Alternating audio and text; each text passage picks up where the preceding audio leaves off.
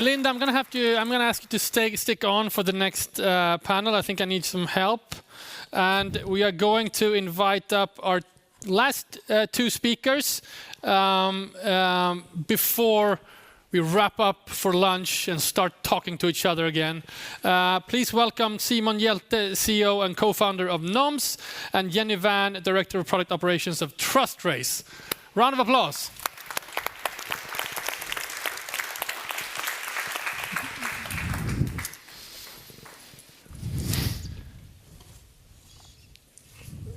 We just heard the name Shane here in the other panel. I think that's a great stepping stone to my first question. Simon, we've worked together now for a while on different projects. You came off of the panel in Copenhagen as well, where you often talk about the need to create a sustainable chain. What do you mean by that? Thank you for that segue. No, but what Shein essentially is an AI-driven production engine for fast fashion, right? But what they do good, that we at NOMS, the company that I drive, is that they base all their production on sales data. And they act more as a tech company, which means that they iterate. They produce small batches, then larger batches, then even larger, and then they stop if it's not selling anymore. And I'll stop there. I have a ton of follow-up questions. Please continue. Yes, please. What do you mean? How do you do this? I mean, sustainably. Everyone here has been talking about data. Nobody's talking about production. Everyone's just saying production is slow and it takes a real long time, and the majority of everybody's work goes into development. So what we focus on, which is why we use the analogy of Shein, is real-time production. And in order for that to happen, there needs to be a completely different or new system for how you produce. You need to be ready to get going instead of producing and hope to succeed. Because what you've been talking about data debt, Daniel, I would say what you create is a giant marketing debt. You need to turn that inventory, and you'll do whatever it takes. How do you want to address this? What's the solution? The company is founded and set in Borås. So, I mean, the more noble equivalent would be Como, because people know Como today. But I mean, it actually is. It's also an equivalent to Manchester. Everybody knows that there's been, still is, but they focus on other things today, focus on the value that you can extract from engaging in business in textiles, right? So what this company did in the beginning was that we are gonna trailblaze in the production solution of this. Because if nobody does that, then what will happen? Even if you go to Turkey and they say we have low minimum order quantities, we have short lead times. What they're really saying is you need to produce 100 of each color, and it will be delivered to you in 3 months. That means quantities are too high for a lot of the players, especially in season, because you've already spent your budget. And 3 months will never be in season, especially not in the Nordics, right? So you can't restock, meaning you have to turn that inventory that you already have. So what we're doing now is, we call this production as a service. And we will be focusing heavily on getting people ready for production by viewing it more from an open source perspective. Every great item has already been invented when it comes to garments. Then you add design and brand to distinguish it in the marketplace. And then you elaborate a bit, or you experiment with pricing. So we will take care of all of that in the first steps. We will have the sourcing network. It's already being built. We will have the patterns ready. We'll have the bill of materials ready. And you can press a play button whenever you need. So you want a good example? Sure. Or should we let these people in first? I'll give you one more example, then we'll move on. Okay, so a customer we're working at the moment are really good at marketing. They know nothing about the fashion industry. The brand is called Hjelte. I don't know if you know Kalle and Britta. They have a TV show, and they kind of like, let's create a brand out of this lifestyle. So when I first talked to them, they said, we know nothing about production, but we know we can sell product. But we're sustainable at core, so we don't want to create inventory. Is that even possible? And I said, that's all that we do. So you leave it to us and we will develop product for you at a fixed price. And then we'll keep whatever assets you need for whenever you press play. So if you go online on their website now, you can see a product that they developed 6 months ago that they've done 3 or 4 on-demand batches with. So they put it on the website, they tell the customers, we have enough fabric for 242 items. So go ahead, it's open until Friday. And then we deliver to customer 2 weeks later.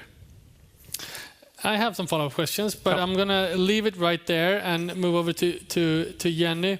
So we're here to talk about kind of new solutions. You've already been plugged earlier in the show here because of the pilots you've been doing in the DPP. But describe TrusTrace and what you do for the audience. TrusTrace is the solution for what we have heard related to traceability. Wow. One of solutions globally in the market. There is others. But what we do and what we enjoy and drive us from day to day is to gather data from suppliers to brands. And by this data, you can do your risk assessment on that. You can do your risk mitigation. You can decide on what the impact for my brand. How do I comply with regulations that is valid for my materials that I'm driving? We mentioned EUDR. That's coming up in 3 months from now. Especially for everyone working with, in this room, working with leather, wool, super valid. And then also, in the end, of course, we drive to a sustainable change. That's what we look forward to. Talk about some of the examples that you have together now with fashion brands. How do you implement this, and what is the response and result of implementing your technology? Yeah, I think one of the examples, one of our customers, Adidas, that's come the farthest. They started 6 years ago, and by next year, their target to have 90% sustainable material in their production. It looks like they're going to reach it. And they do digital chain of custody, which is sort of the most advanced traceability. You really know the inventory in kilos for each facility. It's what's going in, what's going out. And then you follow that to the full supply chain. That advanced, you don't need to start there. You can just start with other brands that we're working on. Couple is one of them, where they actually just start with map out your supply chain. Step number 1. Step number 2, upload all your purchase orders. Follow those. Where they're coming from. And that's also, in the long run, what you need to do to facilitate for DPP, depending how deep the regulations will force you to go. But it's to say, for this one, where have this one been? And it's not necessarily like another one that's looking the same, because the supply chain can look different. So it is super complex, the supply chains within fashion. But it is possible to trace. Do you see that brands themselves understand how complex it is? Because sometimes I feel like, not even brand, maybe somehow hear your perspective on this as well, because you've been in the industry for so long. That we don't always ourselves know the complexity of it because we're focused on one thing, we're hired to do one thing, we're either a marketer or a CEO or a salesperson and so forth. How do you bridge that kind of knowledge gap? There need to be an interest to know. That's step number 1, because there is not only, the supply chain itself. You have a lot of traders in there and other actors. And willingness to share data, yeah. But we see, the willingness is increasing because there is no point of return here. But it is doing it step by step. It is be curious, be interested in how can this facilitate for my business and business growth, or as Paul Pohlmann once said in Copenhagen here a couple of months ago, either you lead or you're being led. So find your data. But as per today, and I think that is sort of the core here, brands doesn't know. And that is sort of why you need to start to trace, because you know you're tier 1, maybe you're tier 2. But then what? Simon, you've been in the industry for a few years. I don't want to out you or anything. But how do you see this issue? I mean, you've talked, the example you gave was a couple of influencers, great reach. When it comes to the actual brands and enlightening them of the opportunities that they have with new solutions, how do you do that? I can answer that in multiple different ways. I mean, if we talk to brands today, the biggest challenge is that most of the times the budgets are already spent because they're all still active in the old paradigm. So we need to present to them that it can be headless production. If you can go digital but stay physical when it comes to product, because everyone here is physical in product. That's what they sell. So that's one answer. We need to get in there earlier, like follow the traditional season to show ourselves where you usually buy products, or where you buy cloth, or where you buy fiber and everything that we've been talking about. That's one thing. And the other thing I think is connected to that, maybe like I think you could reevaluate how you view design. Daniel was on that note. I would say that if you are able to unleash the creativity that is in a fashion brand, which is done if you can map the value chain simpler, but I would say if you can produce closer to customer, I mean, in both time and geographically, that will be like we're talking giga design here as well. Like then you could be truly creative and distinguish yourself in the way that a lot of like really nerdy YouTubers do. If you get my meaning. Yeah. Jenny, do you see the same thing, that if you work, thoroughly with new technologies and data, you can actually embed the design process and make the brand better? I think the room should answer that question. But yes, I believe so, for sure. Because I believe that more information will unlock more capabilities. And it is a traditional business, but IT tech has moved extremely fast forward in the last 5 years even, and we have AI on top of that. This is not my area of expertise, but I see that having that can actually decide upon what will sell in the coming winter or spring, because there is so much data that systems can support you with making all this, or at least provide a foundation for suggestion.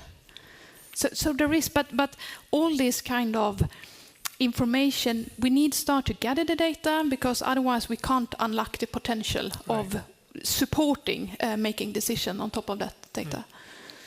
I wanted to wrap up and have your thoughts a little bit on what you've heard here today. I'm very curious because as panelists, you've also been able to digest the information. But Linda, over to you. Just hearing Simon and Jenny speak, what are your thoughts when it comes to using data and using different processes to strengthening the brand?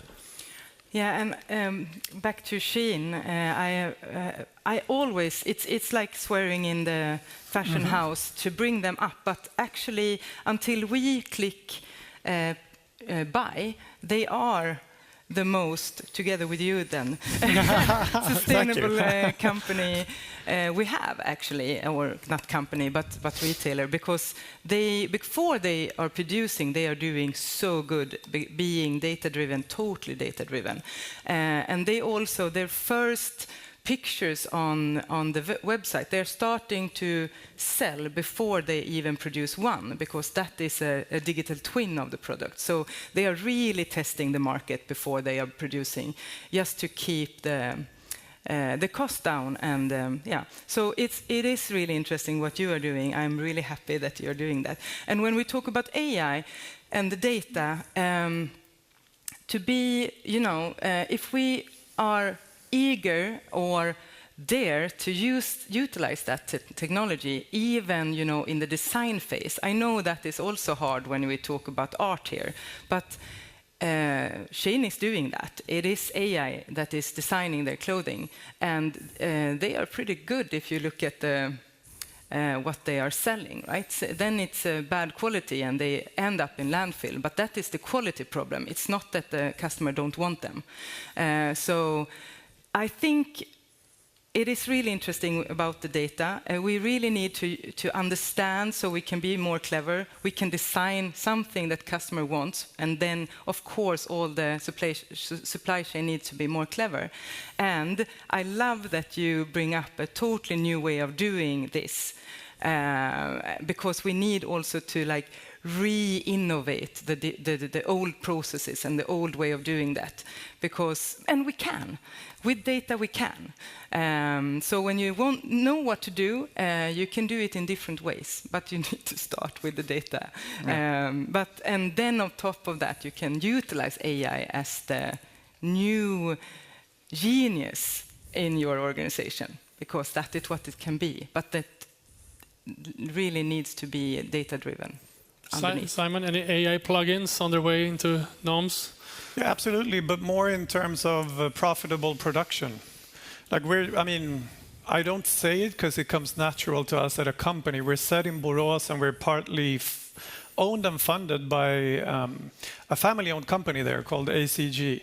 So we have all of these things as like from the offset. Like we offer traceability, we offer post-market sales solutions and all of these things like embedded in our solution.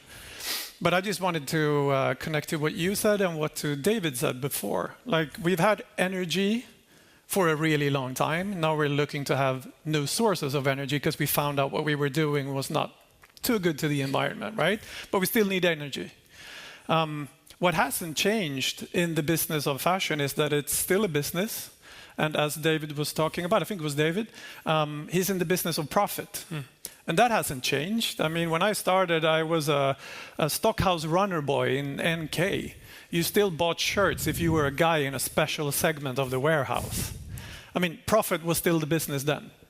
But if you have data, you can also start to experiment with your margins. If you have Bencha, you can start to count on the number of times you sell it so you can keep a lower price but better quality.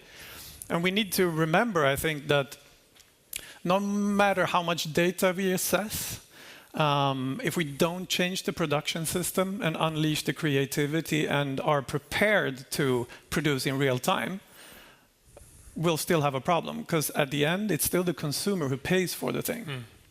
And if they don't appreciate what they see, because it's still guesstimates, even if it's based on data, it can be better guesstimates, but it's not yet validated by the user, then we still have a problem.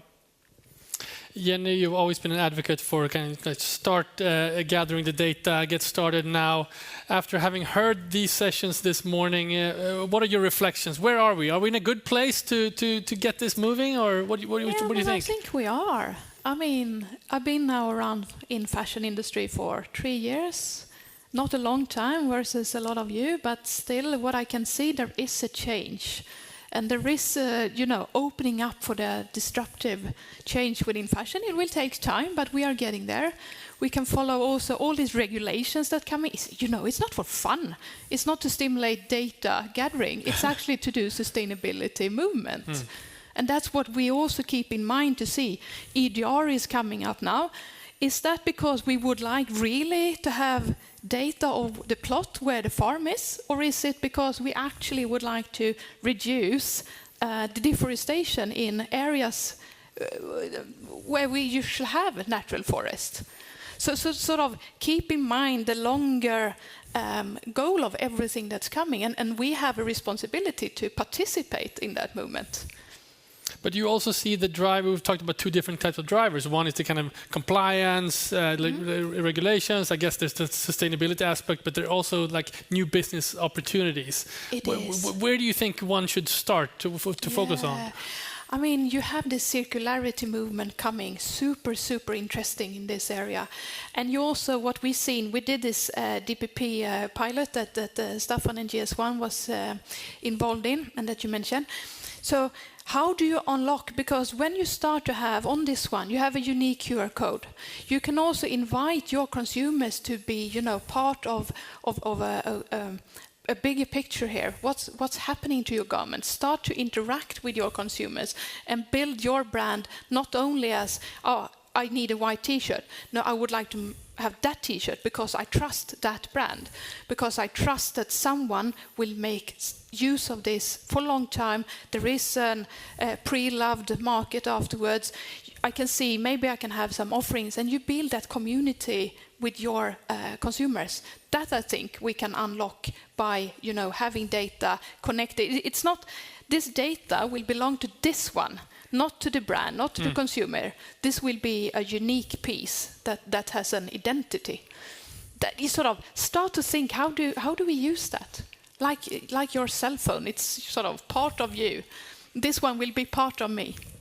Start to think. I will actually leave it there. Simon Hjelte, Jenny Wärn, and Linda Pimmeshofer, thank you so much for sharing your insights.